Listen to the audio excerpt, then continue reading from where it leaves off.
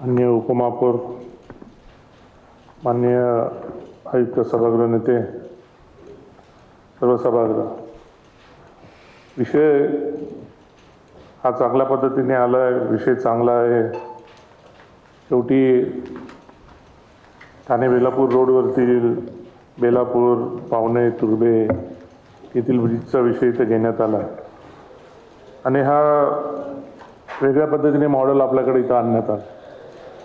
याच्यामध्ये 30% भागीदारी पद्धतीने 30% कॉन्ट्रॅक्टर नंतर मग 70% 6 वर्षामध्ये देणार अशा पद्धतीचा तो ठराव आला आणि हा इथं आलेला ठराव हा चांगला आहे। मला वाटतं की आपण ज्या भागामध्ये काही गोष्टी झाल्या आता आमच्या मनोजनी आणि पाटीलताई बोलल्या, जो ऐरोली चिंचवड आणि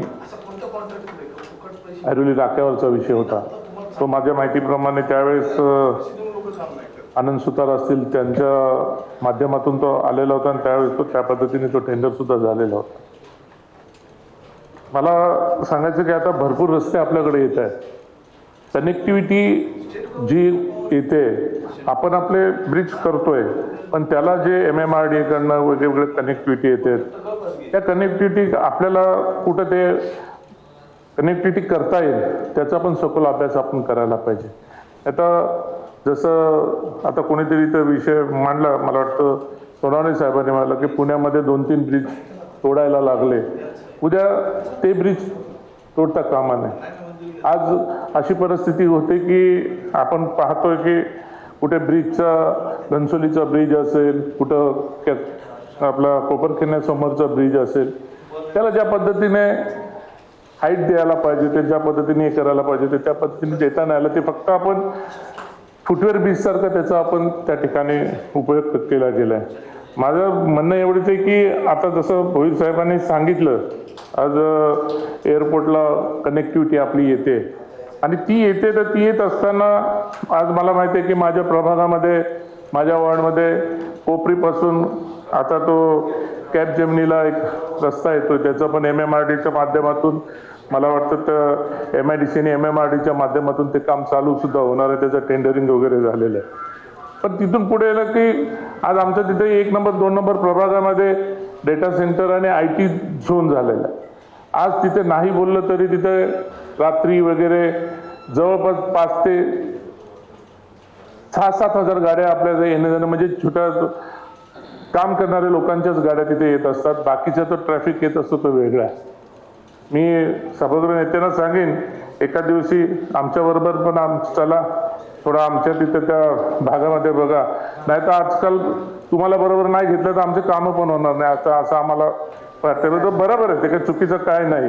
शेवटी विरोधी पक्षनेता बोलतो सभागृह नेत्याला, चला त्या ठिकाणी आपण जाऊया, त्या ठिकाणी पहा जी परिस्थिती आहे, जी परिस्थिती ज्यावेळेस मुकुंदकडनं, आता आमच्या तिथे रेल्वे स्टेशनच्या इथे या बाजूला मुकुंदकडे जायला एक सिग्नल लागतो, तर ग्रीन वर्ल्डच्या बाजूला या बाजूला एक लगेच इथं पॅक होतो, पुढे गेलं की लगेच पुढे आपल्या ठाणे बेलापूर रोडचा MIDC रोडला एक हे मिळतो। म्हणजे संध्याकाळची ट्रॅफिक एवढी भयानक ट्रॅफिक असते, हे मी तिथे 1 नंबर 2 नंबरची गोष्ट बोलतो। तुम्ही दुसरा आलात ऐरोली मधला, आता सुरेश बोलला ते काय चुकीचं बोललेलं नाहीये। एका स्पॉटला कंटेनरच्या माध्यमातून 4-4 ते 5-5 ऍक्सिडेंट होतात। एखाद्या लहान मुलाला काढायला लागलं तर ते टायर मध्ये ते सुरेश होता म्हणून तो कापून त्याने ते पीसेस त्या ठिकाणी काढले गेले। त्या ठिकाणी पण अशी परिस्थिती होते की ज्यावेळेस आम्हाला सेक्टर 8 कडनं आम्हाला 16-17 कडे जायला लागते, तेव्हा त्या ठिकाणी जो सिग्नल आहे त्या सिग्नलची काय प्रॉब्लेम्स येतात त्या तुम्ही बघून घ्या, तुम्ही असेल तर ते रेकॉर्डवरती घ्या। आणि दुसरं तुम्हाला सांगतो, 5 मधून 7 मधून 6 मधून 7 मधून 5 मध्ये जायला लागते, तिकडे तर सोनवणे साहेबांच्या नंतर पुढे सोनवणे साहेबांच्या तिकडनं त्याने ते भुयारी मार्ग केलाय तर जाण्यासाठी, तो ठीक आहे। म्हणजे ह्या गोष्टी ज्या होत आहेत, म्हणजे जे अगोदर जे ठरलेलं आपण पुढचं पाठ आणि मागचं सपाट असं नको होता कामा नये। ह्या गोष्टी पण आपण जिथं खरोखरच आपल्याला गरज आहे, ज्या ठिकाणी खरोखरच ब्रिजेस व्हायला पाहिजेत, आता तुम्ही ज्या पद्धतीने तुम्ही नाटासाहेबांचं नाव घेतलं. खरोखरच नाटासाहेबांनी त्यावेळेस नाटासाहेब कमिशनर असताना नाटासाहेबांनी विजन वापरले. मग त्यावेळेस मला वाटतं सुधाकर सोनवणेला माहित असेल, तलाव विजन आले, ब्रिज विजन आले, अजून शाळा विजन आले, म्हणजे विविध स्मशान विजन आले. ह्या विजन त्यांनी वापरले, चांगलं केलं. आज या वास्तूमध्ये ही वास्तू उभी आहे, ही नाटासाहेब त्यावेळेस कमिशनर होते, त्यावेळेस त्याची त्यावेळेस ती झालेली आहे. मला माहिती आहे काय काय गोष्टी आता ती कोणी केल्या काय तो बोलायचा भाग नाही आहे, पण मी तुम्हाला सांगतो की नाटासाहेब असताना ह्या विजन वापरल्या गेल्या. त्या विजनचं त्याचा आम्ही वाव करतो आणि बोलतोय सुद्धा. तर माझी सभागृह नेत्यांना ही विनंती आहे की ज्या भागामध्ये खरोखर जिथे ऍक्सिडेंट होतात त्या ठिकाणी, आता आमच्याकडे फुटवेअर ब्रिज आमच्या त्या दिवास सर्कलला आहे, तिथे सीसीटीव्ही असेल तर त्या सीसीटीव्ही मधनं सभागृह नेते महापौर मॅडम तुम्ही एक तिकडनं फक्त एक मागून घ्या सीसीटीव्हीचा फुटेज, त्या फुटवेअर ब्रिजवरनं किती लोक जातात आणि किती लोक येतात, तो कोणासाठी आहे, ते फुगेवाले आणि हे त्यांचं राहण्याचं ते एक ठिकाण झालेलं आहे. म्हणून मला सांगायचं एवढंच आहे, आज आपण 30% 70%वर जातोय. 70% 10 वर्षामध्ये देणार. ज्यावेळेस मी एखादा कॉन्ट्रॅक्टर आहे, XYZ एक कॉन्ट्रॅक्टर आहे, त्याला तुम्ही काम दिलं आणि त्याच्यानंतर तो 70% त्याचं काम ज्यावेळेस त्याचं होणार, तर 70% कामामध्ये तो का फुकट देणार आहे का, तो बँक गॅरंटी घेणार आपल्याकडनं, तो व्याज त्या ठिकाणी व्याज लावणार आपल्याकडनं. मग एवढी घाई का, म्हणजे मला हे समजते, मग त्याला व्याजाने आपण पैसे द्यायचे, त्याला 2 वर्षामध्ये 30% अमाऊंट पण द्यायची, त्याच्यानंतर त्याचे 10 वर्षामध्ये त्याला व्याज द्यायचं, त्याला आपली गॅरंटी द्यायची. असे पण प्रकार झालेले आहेत. एखाद्या कॉन्ट्रॅक्टरला नवी मुंबई महानगरपालिकेने गॅरंटी दिली आणि त्याच गॅरंटीवरती त्यांनी नवी मुंबई महानगरपालिकेची हद्द सोडून दुसऱ्या हद्दीत त्याचं काम चाललं, तर तिकडे त्याने ते पैसे उचलले गेले. म्हणजे ही गोष्ट पण होता कामा नये. पारदर्शकता असावी. त्याच्या इकडे त्यांनी ज्या अर्जेच्या, आता मला आता घुमसोली ऐरोली ब्रिज येतोय, आपला जो कटई नाकाचा जो ब्रिज येतोय त्याला कनेक्टिव्हिटी मिळते, सिमेंट भारत ब्रिजच्या समोर कनेक्टिव्हिटी मिळते, ह्या सर्व गोष्टी मिळत असतात. पण खरोखरच ज्या ठिकाणी गोरगरीब जनता राहते त्या ठिकाणी लक्ष द्यायला पाहिजे. आपण त्या ठिकाणी हे करायला पाहिजे. तुम्ही ब्रिज आणा, ब्रिज बनवा, विजनच घ्या ना. मी बोलतो तुम्ही या वर्षी तुम्ही ब्रिज आणता, 3 ब्रिज का आणलंय? आज एक ब्रिज, एवढा मोठा ब्रिज, ते ट्रॅफिक होतोय आपल्याला सेक्टर 17 पासून तुमच्या आपल्या कोपरी सिग्नल पर्यंत आपला एवढा ट्रॅफिक होतोय. तो तर त्याचा टेंडर झाला, सर्व झाला, झाडांसाठी तो अडवून ठेवण्यात आला. त्याचा पर्याय शोधा ना, झाडं लावण्याची ती झाडं काढून त्याला पर्याय शोधा. असे काहीतरी गोष्टी करा. का ठीक आहे, आता प्रशासक होतो, प्रशासकाचं आपण बोलतो, प्रशासकाने हे केलं, प्रशासकाने ते केलं, प्रशासकाने सत्यानाश केला असं आपण समजूया.